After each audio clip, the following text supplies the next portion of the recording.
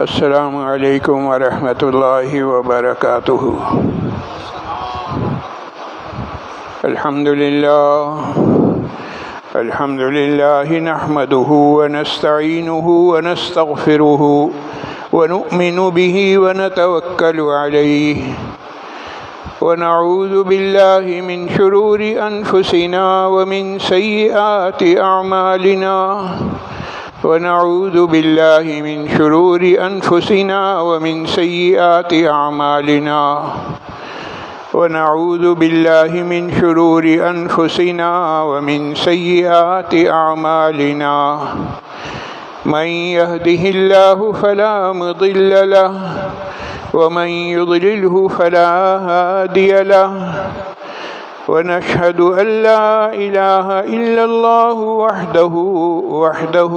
وحده لا شريك له ونشهد أن سيدنا وسندنا ونبينا ومولانا محمدا عبده ورسوله صلى الله تعالى على خير خلقه محمد وعلى آله وصحبه أجمعين وبارك وسلم تسليما كثيرا أما بعد فأعوذ بالله من الشيطان الرجيم بسم الله الرحمن الرحيم إن عدة الشهور عند الله 12 شهرا في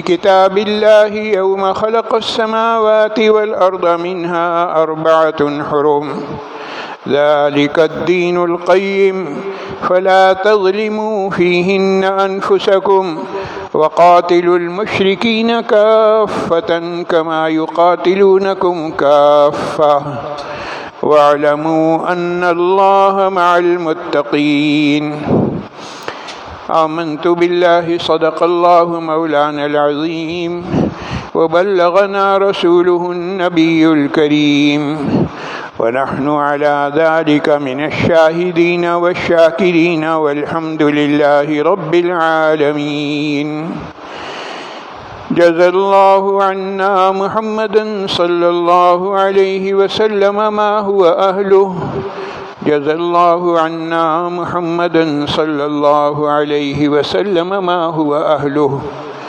جزا الله عنا محمدا صلى الله عليه وسلم ما هو أهله۔ محترم حاضرین، الحمدللہ اللہ کا لاکھ لاکھ شکر احسان ہے کہ مسلمانوں کے نئے اسلامی سال کا آغاز ہو چکا ہے۔ الحمدللہ سال نو کے آغاز کے لحاظ سے کچھ باتیں گزشتہ جمعے عرض کی گئی تھیں، اور آج بھی سمجھ لیجئے کہ اسی سلسلے کی کڑی ہے، اور آج کی نشست میں جس موضوع پر گفتگو کرنی ہے وہ یہ کہ سال نو کا پہلا مہینہ ماہ محرم الحرام، اس کو محرم الحرام کیوں کہتے ہیں، اور اس ماہ مبارک کے کیا تقاضے ہیں۔ آج کی جو گفتگو ہے اس کا عنوان ہے ماہ مبارک کے تقاضے۔ یہ جو مبارک مہینہ چل رہا ہے ماہ محرم الحرام، اس کے کیا تقاضے ہیں، اس کے کیا مطالبات ہیں، اس ماہ مبارک میں کیا ہونا چاہیے، کیا کام کرنے کے ہیں اور کیا کام نہیں کرنے کے ہیں، کیا کام ایسے ہیں جو ہمارے ماحول معاشرے میں چل رہے ہیں اور ہمیں پتہ ہی نہیں ہے کہ ان کاموں کا دین سے شریعت سے کوئی تعلق نہیں۔ بس ہمارا حال تو یہ کہ جسے کہتے ہیں بھیڑ چال، جس طرف سب جا رہے ہیں بس جی ہم بھی جا رہے ہیں، ہمیں پتہ ہی نہیں کہ ہم کدھر جا رہے ہیں، ہمارا دین کیا ہے، ہمارا مذہب کیا ہے، ہماری روایات کیا ہیں، اور اسلامی تہذیب اور اسلامی ثقافت کس چیز کا نام ہے، اور اس لحاظ سے ہماری کیا ذمہ داریاں ہیں۔ ان سب چیزوں سے ہم نہ صرف یہ کہ ناواقف ہیں بلکہ واقفیت حاصل کرنے کی کوشش بھی نہیں کرتے ہیں۔ سال میں کتنے مہینے ہونے چاہیے اور ان مہینوں میں کس مہینے کو دوسرے مہینے پر کوئی فضیلت حاصل ہے، یہ تمام وہ باتیں ہیں جو حضرت آدم علیہ السلام کی پیدائش سے بھی پہلے اللہ تعالیٰ نے جب زمین و آسمان کو پیدا کیا اسی وقت سے یہ سب باتیں طے ہو گئی تھیں۔ قرآن کریم کی اس آیت میں تذکرہ ہے جو میں نے آپ کو سنائی ہے، ان عدۃ الشہور عند اللہ 12 شہرا فی کتاب اللہ۔ اللہ رب العزت کے نزدیک مہینوں کی تعداد سال میں کتنی ہے؟ 12 شہرا، 12 مہینے ہوں گے۔ یہ اللہ تعالیٰ نے کب لکھ دیا؟ یوم خلق السماوات والارض، زمین و آسمان کی پیدائش سے بھی پہلے لکھ کر رکھ دیا اللہ تعالیٰ نے کہ سال میں 12 مہینے ہوں گے۔ پھر ان مہینوں میں کچھ مہینے ایسے ہیں جن کو دوسرے مہینوں پر فضیلت حاصل ہے۔ مثال کے طور پر جب تک اللہ کا کلام نازل نہیں ہوا تھا اس وقت تک سال کے ان 12 مہینوں میں سب سے زیادہ فضیلت والا مہینہ یہی تھا، ماہ محرم الحرام۔ اور جب اللہ کا کلام نازل ہو گیا تو کلام اللہ کی برکت سے اب اس وقت سب سے زیادہ فضیلت والا مہینہ ہے نمبر 1 ماہ رمضان المبارک، اور ماہ رمضان المبارک کے بعد دوسرے نمبر پر سب سے زیادہ باقی 11 مہینوں میں سب سے زیادہ فضیلت والا مہینہ ہے یہ ماہ محرم الحرام۔ قرآن کریم کہہ رہا ہے منہا 4 حرم، 12 مہینوں میں سے 4 مہینے جو ہیں وہ احترام والے ہیں، اور ان احترام والے مہینوں میں سے پہلے مہینہ کا نام ہے ماہ محرم الحرام۔ محرم کے معنی خود معظم کے ہیں اور حرام کے معنی ہے احترام والا۔ جی جیسے ہم مسجد حرام کہتے ہیں، مسجد حرام کا مطلب وہ مسجد جس کا احترام کیا جاتا ہے، تو ایسے ہی یہ محرم الحرام ہے، وہ محرم جس کا کہ احترام کیا جاتا ہے۔ یہ وہ باتیں جو میں نے آپ کو قرآن کریم کی آیت کی روشنی میں بتلائیں۔ اب ہو کیا رہا ہے کہ ادھر محرم کا مہینہ آیا یا یہ سمجھ لیجیے آنے والا ہے، تو صاحب جو مختلف انتظامی عہدوں پر فائز وہ بیچارے بھی کیا کریں، ان کی بھی ڈیوٹی ہے۔ ڈی سی ہیں، ڈپٹی کمشنر صاحب ہیں، جی فلانے صاحب ہیں، فلانے صاحب ہیں، ایس پی صاحب ہیں، انہوں نے میٹنگ بلا لی۔ کس کی میٹنگ؟ علماء کی۔ کون سے علماء؟ جی شیعہ بھی ہیں، سنی بھی ہیں، دیوبندی بھی ہیں، بریلوی، سب کو جمع کر لیا۔ کس لیے؟ محرم الحرام میں احترام قائم کرنے کی۔ بھائی دیکھیے محرم الحرام کا احترام ہونا چاہیے۔ بھائی آپ ہمیں کیا احترام سکھائیں گے؟ یہ احترام تو روز اول سے طے شدہ ہے، اب مزید اس میں کسی اضافے کی گنجائش ہے نہیں۔ آپ بلا وجہ ہمارا اور اپنا وقت، اپنا ٹائم خراب کر رہے ہیں۔ میں نے عرض کیا کہ اپنا ٹائم تو آپ اس لیے خراب کر رہے ہیں کہ آپ مجبور ہیں، آپ کی ڈیوٹی ہے، آپ کے فرائض میں شامل ہے۔ اوپر سے آرڈرز آ گئے ہیں کہ بھائی آپ علماء کو جمع کریں اور یہ ہدایات دیں، تو وہ ساری ہدایات خاک ہیں اور ردی کی ٹوکری میں ہیں، اس لیے کہ ان ہدایات میں کوئی نئی بات ہے ہی نہیں۔ یہ وہ بات ہے جو میں نے عرض کیا کہ تخلیق آدم سے پہلے بھی یوم خلق السماوات والارض، زمین و آسمان کو جب اللہ تعالیٰ نے پیدا کیا اس وقت سے بات طے ہو گئی کہ فلاں فلاں مہینے احترام والے مہینے ہیں۔ جب اللہ تعالیٰ نے بتا دیا تو اب آپ مزید ہماری معلومات میں کیا اضافہ کر رہے ہیں؟ پھر یہ محرم کا مہینہ، اس کو دیگر مہینوں پر فضیلت کی بہت ساری وجوہات بیان کی گئی ہیں کہ صاحب پچھلے انبیاء پر انعامات کی بارشیں ہوئیں، جی حضرت آدم علیہ السلام کی توبہ قبول ہوئی، حضرت نوح علیہ السلام کی کشتی پار لگی، حضرت ابراہیم علیہ السلام کو ان کے لیے آگ جو ہے وہ گلزار ہو گئی۔ یہ سب کام کب ہوئے؟ محرم کے مہینے میں۔ یہ میں نے جن باتوں کا عرض کیا کہ ان باتوں میں اور دیگر انبیاء اکرام کا بھی تذکرہ ہوتا ہے، تو ان کے متعلق علماء نے تحقیق کر کے بتلایا کہ یہ مستند اور صحیح روایات سے یہ بات ثابت نہیں ہے۔ ہو سکتا ہے ہو سکتا ہے نہ ہو، ہمیں اس بارے میں کچھ کہنے کی گنجائش نہیں۔ انبیاء سابقین کے واقعات میں صرف ایک واقعہ ہے جس کا احادیث میں تذکرہ ہے، وہ ہے حضرت موسیٰ علیہ السلام کو فرعون سے جو نجات ملی وہ اسی ماہ محرم میں ملی، اور چنانچہ یہودی اس ماہ محرم کی اس تاریخ کو جو 10 تاریخ کہلاتی ہے، یہودی روزہ رکھا کرتے تھے۔ اللہ کے رسول صلی اللہ علیہ وسلم ہجرت کر کے جب مدینہ طیبہ تشریف لائے تو دیکھا کہ یہودی روزے رکھ رہے ہیں۔ کیوں رکھ رہے ہو بھائی؟ اس لیے کہ حضرت موسیٰ علیہ السلام کو نجات ملی تھی، تو ہم اس کی یادگار کے طور آپ صلی اللہ علیہ وسلم نے ارشاد فرمایا کہ ہم زیادہ مستحق ہیں۔ آپ صلی اللہ علیہ وسلم نے خود بھی روزہ رکھا، مسلمانوں کو بھی روزہ رکھنے کی تلقین کی، اور پھر یہود سے جو ہے مشابہت نہ ہو، اس مشابہت سے بچنے کے لیے یہ بھی فرمایا کہ بھائی آئندہ سال میں اگر زندہ رہا تو آئندہ سال سے ایک کے بجائے 2 روزے رکھوں گا۔ وہ تو صرف 10 محرم کا رکھتے ہیں، ہم 10 محرم کے ساتھ ایک روزہ اور ملا لیں گے۔ وہ کون سا روزہ ہوگا؟ یا تو 9 محرم یا 11 محرم۔ سب سے اہم بات سمجھنے کی یہ ہے کہ 10 محرم الحرام کا روزہ کوئی فرض نہیں ہے۔ جب فرض ہی نہیں ہے تو آگے 9 اور 11 کی جو بات ہو رہی وہ بھی کوئی فرض نہیں ہے۔ کسی نے نہیں رکھا تو وہ کوئی گناہ گار نہیں ہے، لیکن اگر کوئی شخص رکھ لے گا تو اچھی بات ہے، ثواب کا کام ہے۔ اور اللہ کے رسول صلی اللہ علیہ وسلم نے ترغیب دلائی ہے کہ دیکھو ایک روزہ رکھو گے تو 1 سال کے گناہ معاف ہو جائیں گے۔ تو گناہوں کی معافی کا ہمیں ایک موقع دیا گیا ہے، اپنے گناہ معاف کروا لیں۔ اللہ تعالیٰ مجھے بھی توفیق دے، آپ کو بھی توفیق دے، بڑی اچھی بات ہے۔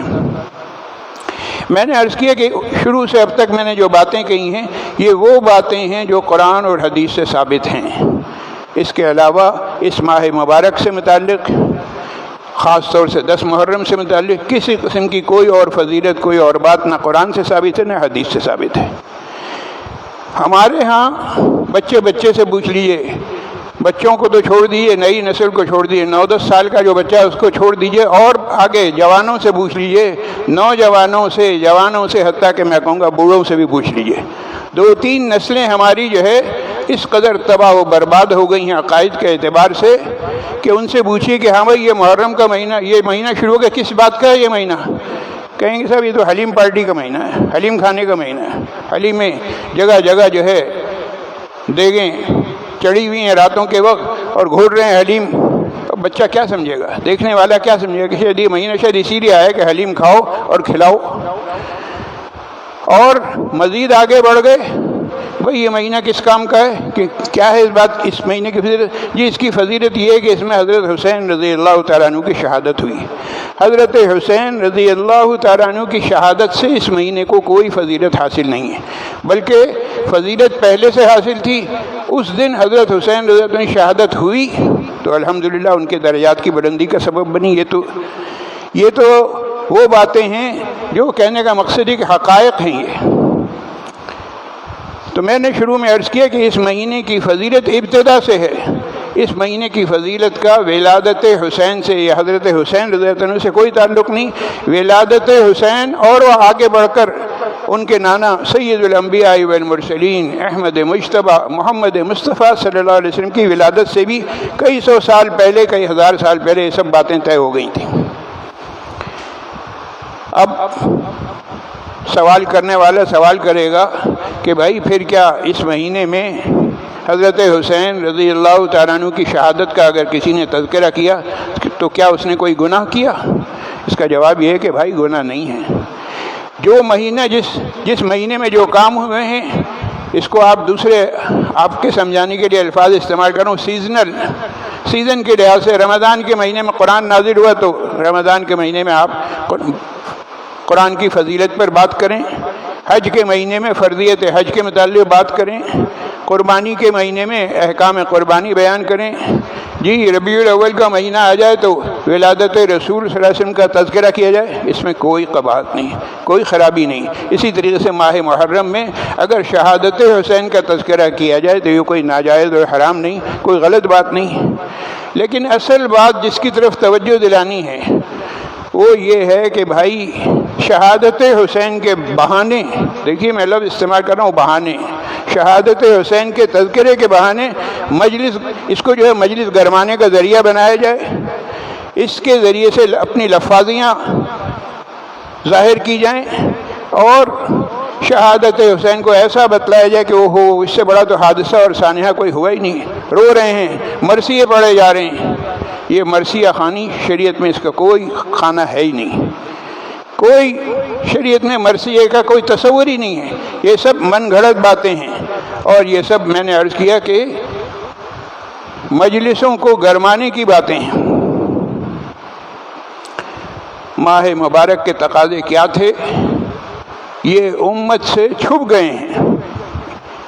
یہ جو حرکات ہو رہی ہیں، ان حرکتوں کی وجہ سے ماہ مبارک کے تقاضے امت سے چھپ گئے ہیں، بلکہ چھپا دیے گئے ہیں۔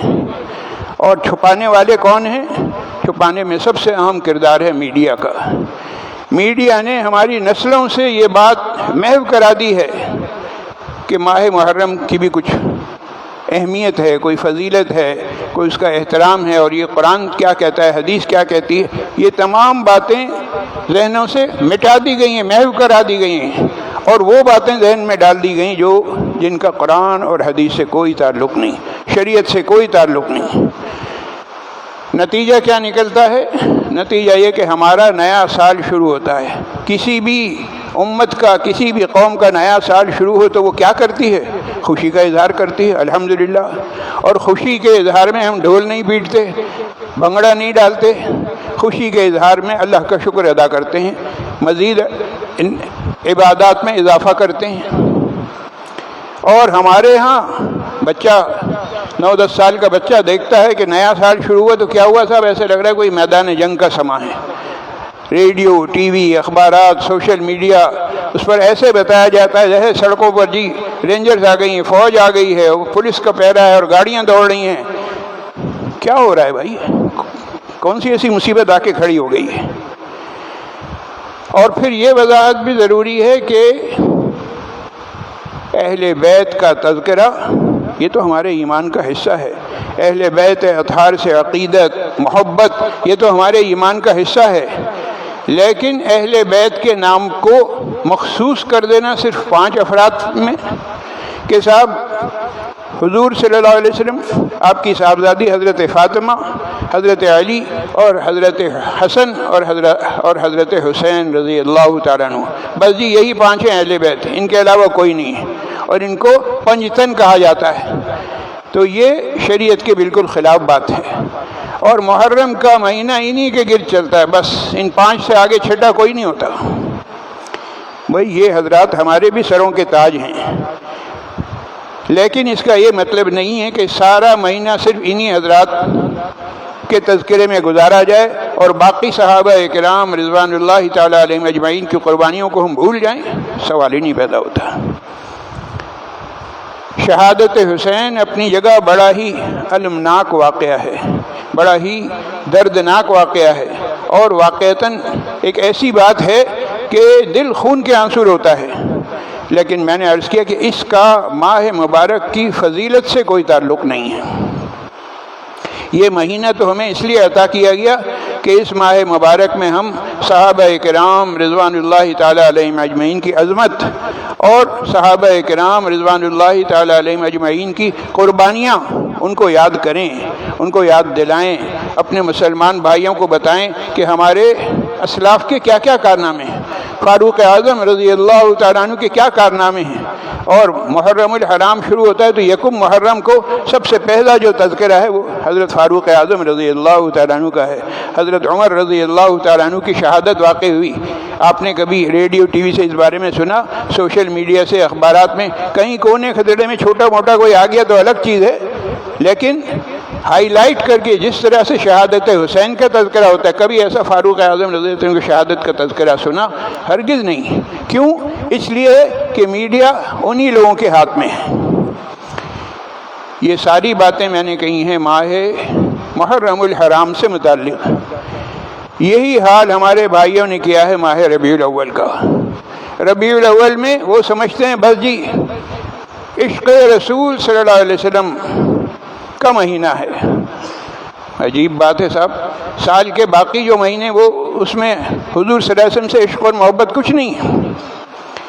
ذرا کبھی آپ نے سوچا دنیا کا کوئی ایسا عاشق بھی ہے جو ٹائم سیٹ کر کے عشق کرے کہ صاحب ابھی میں عشق نہیں کر رہا کیونکہ ابھی میرے عشق کا بھی ٹائم نہیں آیا، جب عشق کا وقت ہوگا تو اس وقت میں عشق شروع کروں گا، اور جب وقت ختم ہو جائے گا تو پھر جو اس ٹائم پہ عشق میں میرا ختم ہو جائے گا۔ خدا کی قسم یہ عشق نہیں ہے۔ عشق کے نام پر کسی اور کو نہیں، اپنے آپ کو دھوکے میں مبتلا کرنا ہے۔ عشق و محبت تو ایسا عنوان نہیں ہے جیسے اسکول میں کوئی گھنٹہ بجتا ہے پیریڈ کہ صاحب اب انگریزی کا پیریڈ ہے، اب حساب کا ہے، اب اردو کا ہے۔ عشق و محبت اس چیز کا نام نہیں ہے۔ عشق و محبت کی اگر شان دیکھنی ہے تو ذرا اس شعر پر غور کریں، اللہ تعالیٰ ہمیں بھی ایسا عاشق بنا دے اللہ تعالیٰ۔ کہنے والے نے کہا ہے نکل جائے دم تیرے قدموں کے نیچے، نکل جائے دم تیرے قدموں کے نیچے، یہی دل کی حسرت یہی آرزو ہے۔ خدا کرے کہ میں بھی اس معیار پہ پورا اتروں، آپ بھی اتریں، اس کا نام عشق ہے۔ اللہ تعالیٰ ہمیں حضور نبی کریم صلی اللہ علیہ وسلم کا سچا عاشق بنا دے۔ یہ ہماری کوتاہی ہے کہ ہم عشق کے دعوے تو بہت کرتے ہیں، بلند بانگ دعوے کرتے ہیں، لیکن جب عمل کا وقت آتا ہے تو ہم پیچھے ہوتے ہیں۔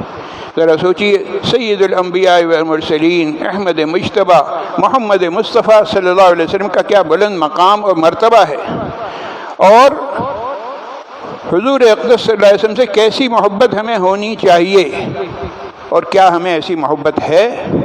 معاف کیجیے گا، میں کہوں گا ہرگز نہیں ہے۔ کیا ہم ایک ایک سنت پر مر مٹنے والے ہیں؟ معاف کیجیے گا، میں کہوں گا ہرگز نہیں، ایسا نہیں ہے۔ ہم نے سنتوں، بھئی عمل تو اس وقت کریں گے، پہلے معلوم تو ہو کیا کیا چیزیں سنتیں۔ ہم نے سنتوں سے متعلق معلومات بھی حاصل نہیں کی، اور معلومات ماضی میں حاصل نہیں کی، حال میں بھی نہیں کر رہے، مستقبل میں بھی کوئی توقع نظر نہیں آ رہی۔ کیوں؟ اس لیے کہ دین کی طلب نہیں ہے، دین کی طرف ہماری رغبت نہیں ہے، ہماری اٹریکشن ہمیں نہیں محسوس ہوتا، ہم دنیا میں لگے ہوئے ہیں۔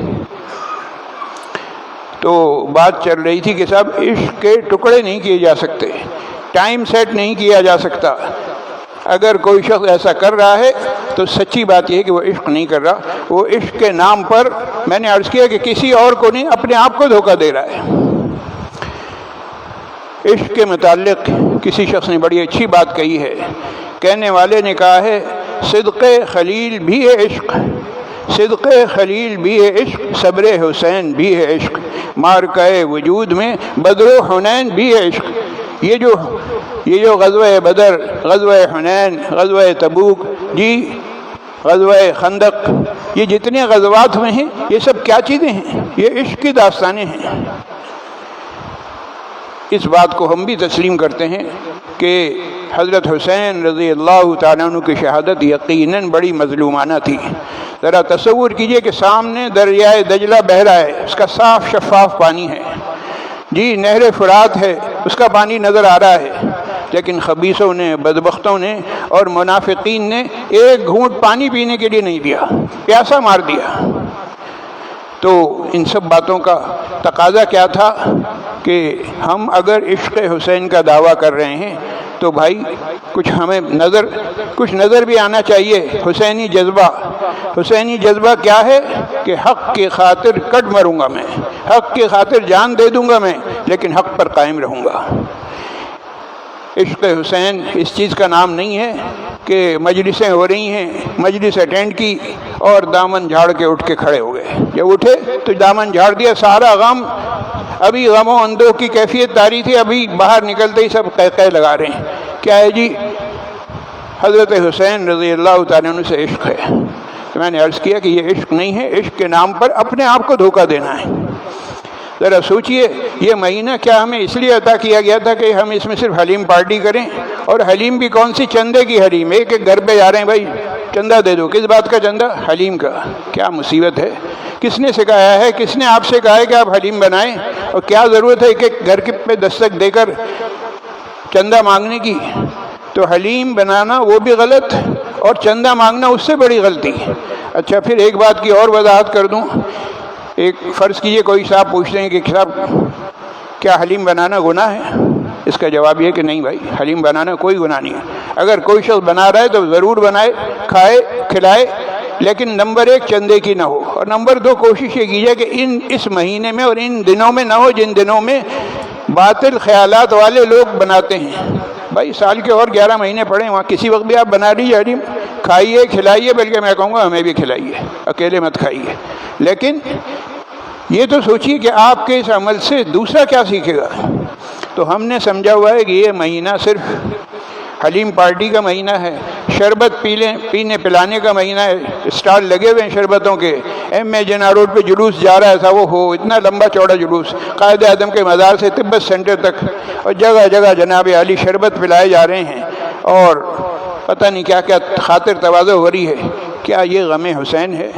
کیا یہ حضرت حسین رضی اللہ تعالیٰ عنہ سے عشق کے اظہار کا یہ طریقہ ہے؟ ذرا سوچئے، یہ مہینہ ہمیں کیوں عطا کیا گیا تھا اور ہم کیا کر رہے ہیں؟ یہ مہینہ ہمیں عطا کیا گیا تھا کہ زیادہ سے زیادہ حضرات صحابہ کرام رضوان اللہ تعالی علیہم اجمعین کا تذکرہ کیا جائے۔ اور کیوں تذکرہ کیا جائے؟ آخر میں یہ بات بھی سن لیجئے۔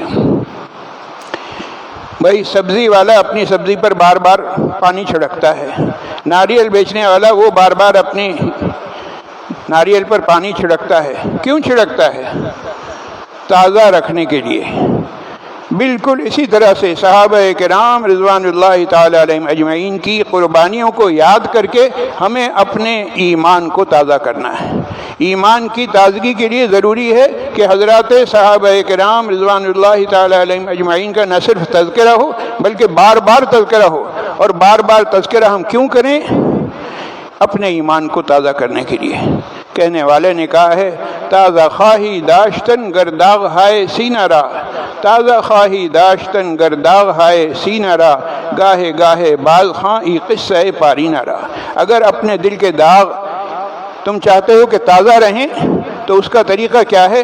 یہ جو پرانے قصے ہیں ان کا بار بار ذکر ہونا چاہیے۔ گاہے گاہے باز خاں، کبھی کبھی بار بار ان کا تذکرہ کرو۔ این قصہ پارینہ را، یہ قصہ پارینہ ہے، پرانے قصے ہیں، لیکن ان میں سب سے بڑا فائدہ یہ ہے کہ اس کے ذریعے سے تمہارا ایمان تازہ ہوگا۔ تو اپنے ایمان کی تازگی کی فکر کرو۔ عشق کی رٹ لگانا بہت آسان ہے، لیکن حقیقی لحاظ سے جو عشق ہے اس کو سمجھنا اور اس کے مطابق عمل کرنا بڑا مشکل کام ہے۔ اللہ تعالی ہمیں دین کے مسائل سیکھنے، سمجھنے اور اس کے مطابق عمل پیرا رہنے کی توفیق نصیب فرمائے۔ جناب عظمت الہی صاحب، رئیس صاحب کی والدہ امتیاز حسین صاحب کو کینسر ہے۔ نعمان راشد صاحب، ثنا صاحب کی اہلیہ، شفیع الرحمان صاحب، سلیمان صاحب، جاوید صاحب، یحییٰ صاحب اور ان کے اہل و عیال، زبیر صاحب کی والدہ، اعجاز صاحب کے والد صاحب، امجد صاحب، بیگ صاحب کی اہلیہ اور جناب اسد صاحب کی والدہ محترمہ علیل ہیں۔ اللہ تعالیٰ انہیں اور دیگر تمام بیماروں کو شفائے کاملہ عاجلہ مستمرہ دائمہ نصیب فرمائے۔ فرید صاحب کچھ مسائل میں گرفتار ہیں، اللہ تعالیٰ ان کی اور دیگر تمام متفکر اشخاص کی پریشانیوں کو دور فرمائے۔ بارش سے جو لوگ متاثر ہوئے ہیں ان کے لیے دعا فرمائے، اللہ تعالیٰ متاثرین کی غیبی مدد فرمائے۔ جناب اعجاز صاحب کی والدہ محترمہ عظیم شبیر صاحب، سلیمان صاحب کی اہلیہ، ذاکر علی صاحب، منور علی صاحب، ان کے لیے دعائے مغفرت کی درخواست کی گئی ہے۔ اللہ تعالیٰ ان کی اور دیگر تمام مرحومین کی کامل مغفرت فرمائے، انہیں جنت الفردوس میں اعلیٰ مقام عطا فرمائے، پسماندگان کو صبر جمیل نصیب فرمائے۔ ملک، قوم اور امت مسلمہ کے جتنے بھی مسائل ہیں اللہ تعالیٰ وہ تمام مسائل غیب سے حل فرمائے۔ وآخر دعوانا ان الحمد للہ رب العالمین۔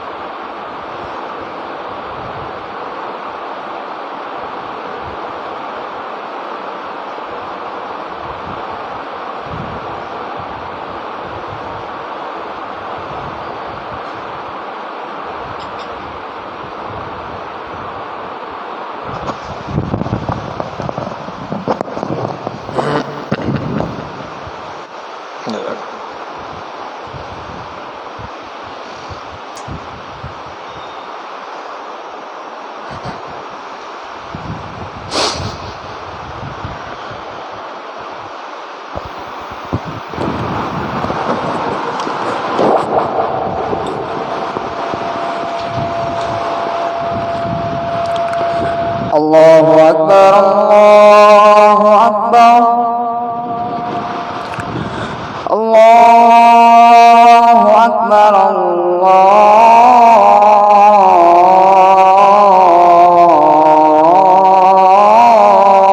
الله أكبر. أشهد أن لا إله إلا الله.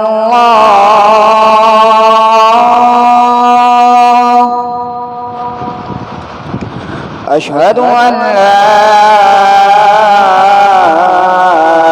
إله إلا الله.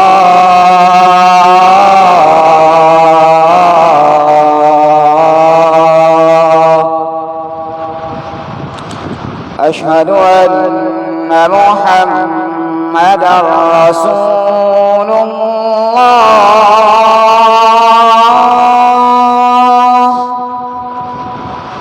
أشهد أن محمدًا رسول الله.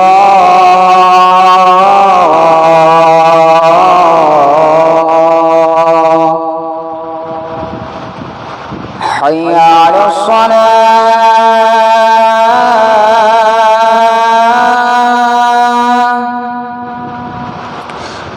حي على الصلاة.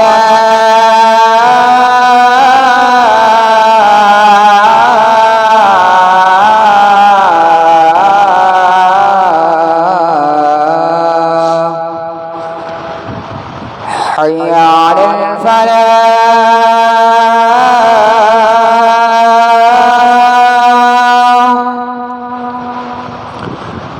حي على الفلاح.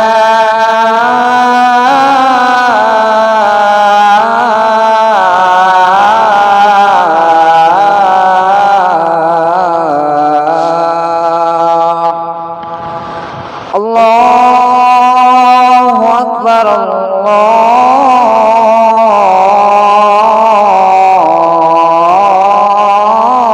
الله أكبر. لا إله إلا الله.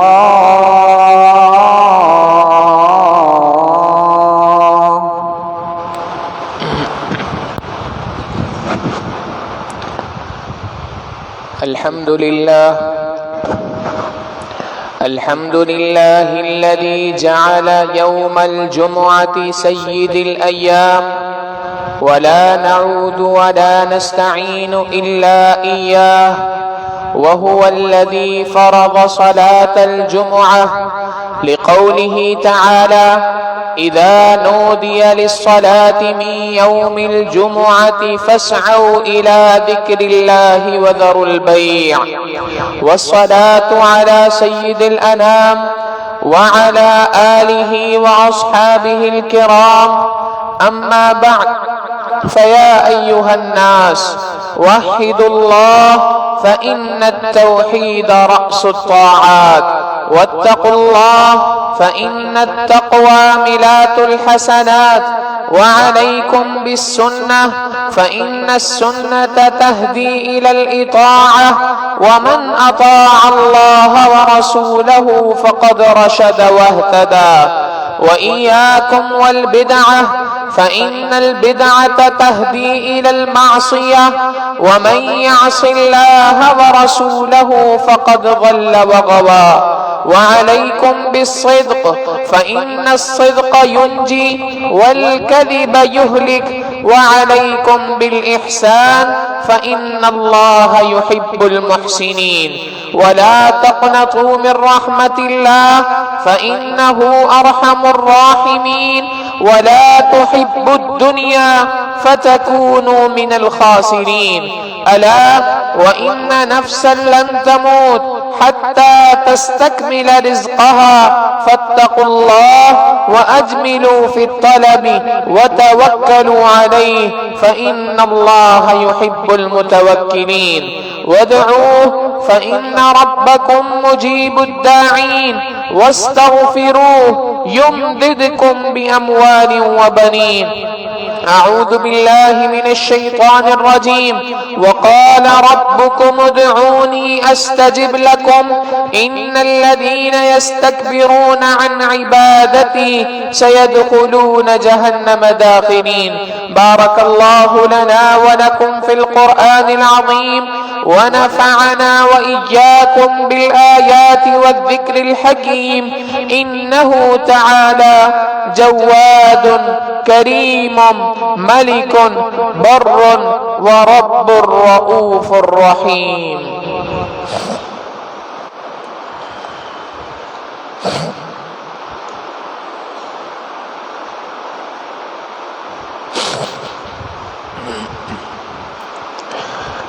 الحمد لله وكفى وسلام على عباده الذين اصطفى. أما بعد، فأعوذ بالله من الشيطان الرجيم. بسم الله الرحمن الرحيم. إن الذين قالوا ربنا الله ثم استقاموا تتنزل عليهم الملائكة ألا تخافوا ولا تحزنوا وأبشروا بالجنة التي كنتم توعدون. وقال تعالى: ولا تقولوا لمن يقتل في سبيل الله أموات بل أحياء ولكن لا تشعرون. وقال تعالى: إن الله عنده علم الساعة وينزل الغيث ويعلم ما في الأرحام وما تدري نفس ماذا تكسب غدا وما تدري نفس بأي أرض تموت إن الله عليم خبير. وقال تعالى: إن الله وملائكته يصلون على النبي يا أيها الذين آمنوا صلوا عليه وسلموا تسليما. اللهم صل على محمد وعلى آل سيدنا ومولانا محمد وبارك وسلم وصل عليه. قال النبي صلى الله عليه وسلم: أرحم أمتي بأمتي أبو بكر، وأشدهم في أمر الله عمر، وأصدقهم حياء عثمان، وأقضاهم علي، وفاطمة سيدة نساء أهل الجنة، والحسن والحسين سيدا شباب أهل الجنة، وحمزة أسد الله وأسد رسوله رضوان الله تعالى عليهم أجمعين. اللهم اغفر للعباس وولده مغفرة ظاهرة وباطنة لا تغادر ذنبا.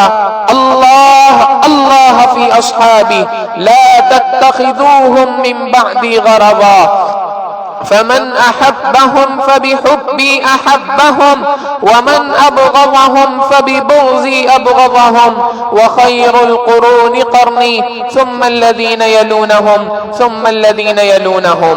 اللهم اغفر لي وللمؤمنين والمؤمنات والمسلمين والمسلمات الأحياء منهم والأموات إنك سميع قريب مجيب الدعوات. اللهم بارك لنا في أوطاننا وأصلح أئمتنا وولاة أمورنا، ولا تسلط علينا بذنوبنا من لا يخافك فينا ولا يرحمنا. اللهم احفظ الحرمين الشريفين، اللهم احفظ المسجد الأقصى يا رب العالمين. عباد الله رحمكم الله، إن الله يأمر بالعدل والإحسان وإيتاء ذي القربى وينهى عن الفحشاء والمنكر والبغي يعظكم لعلكم تذكرون. ولذكر الله تعالى أعلى وأولى وأعز وأجل وأتم وأهم وأعظم وأكبر، والله يعلم ما تصنعون. صفحے تمام سے درست فرما لیجئے، اگلی صفوں کو پہلے مکمل کیجئے۔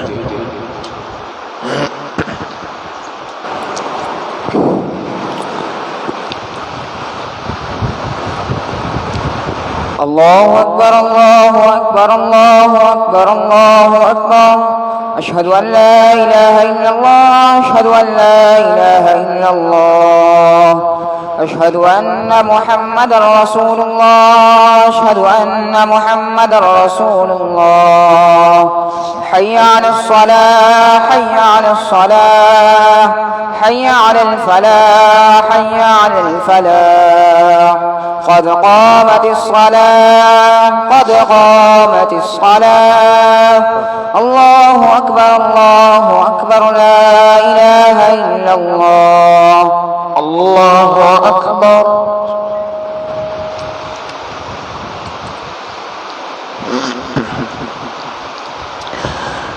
الحمد لله رب العالمين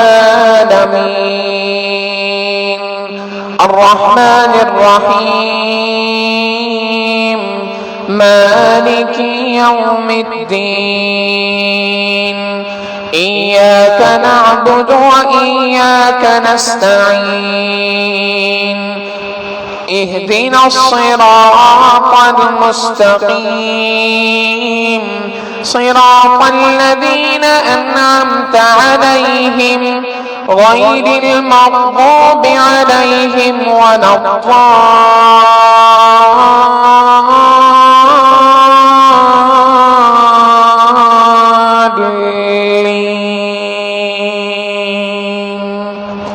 آمين. إن الذين قالوا ربنا الله ثم استقاموا تتنزل عليهم الملائكة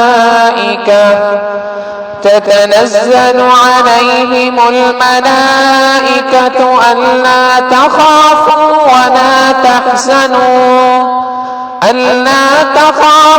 ولا تحزنوا وأبشروا بالجنة التي كنتم توعدون نحن أولياؤكم في الحياة الدنيا وفي الآخرة ولكم فيها ما تشتهي أنفسكم ولكم فيها ما تدعون نزلا من غفور رحيم. الله أكبر.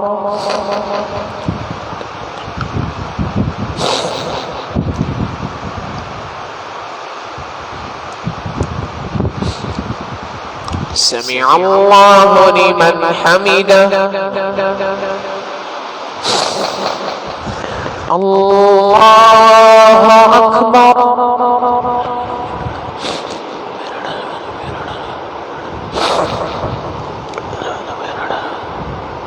الله أكبر. الله أكبر.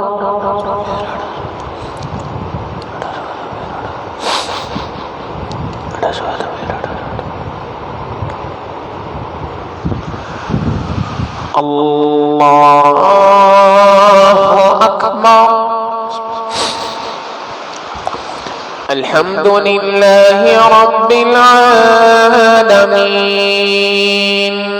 الرحمن الرحيم مالك يوم الدين إياك نعبد وإياك نستعين اهدنا الصراط المستقيم صراط الذين أنعمت عليهم غير المغضوب عليهم ولا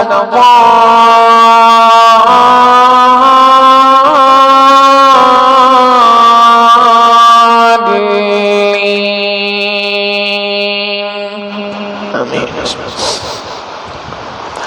محمد رسول الله والذين معه أشداء على الكفار رحماء بينهم تراهم ركعا فضلا من الله ورضوانا سيماهم في وجوههم من أثر السجود ذلك مثلهم في التوراة ومثلهم في الإنجيل كزرع أخرج شطأه فآزره فاستغلظ فاستوى على سوقه يعجب الزراع ليغيظ بهم الكفار وعد الله الذين آمنوا وعملوا الصالحات منهم مغفرة وأجرا عظيما. الله أكبر.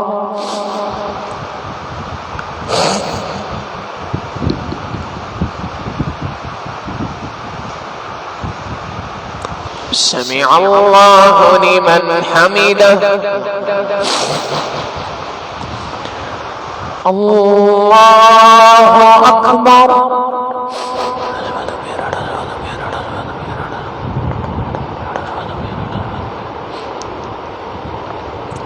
الله أكبر. الله أكبر.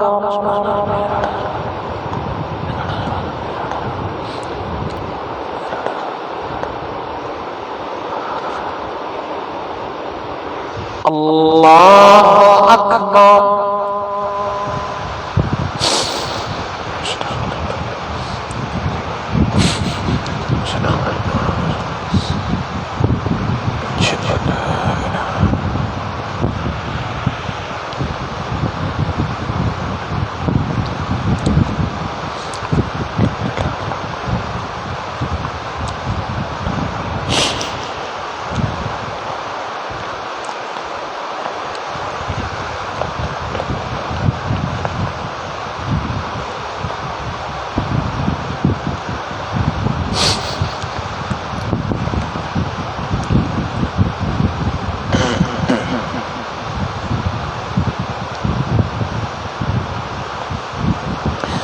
السلام عليكم ورحمة الله.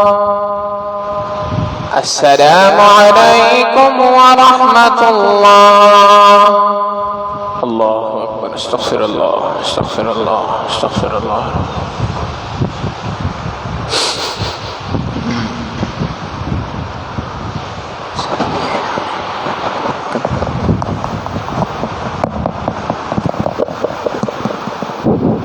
حضرات توجہ فرمائیں، انشاءاللہ تعالی کل صبح فجر کے بعد KMC کے عملے کی طرف سے یہ راؤنڈ اباؤٹ اور ہمارے مرکزی جو دروازہ ہے اس کے اطراف میں مکمل صفائی ہوگی ٹریکٹرز وغیرہ کے ذریعے. تو خصوصی طور پہ درخواست کی گئی ہے کہ یہاں پر جتنی بھی پارکنگ ہوتی ہے گاڑیوں کی کل صبح فجر کے بعد فوری طور پر ہٹا لی جائیں. فجر کے تھوڑی دیر کے بعد یہ اپنا کام کا آغاز کریں گے، مکمل صفائی ہوگی. آپ تمام حضرات سے ایک بار پھر پرزور اپیل کی جاتی ہے کہ اپنی گاڑیاں فجر کے بعد مکمل طور پر یہاں سے ہٹا لی جائیں. جزاک اللہ.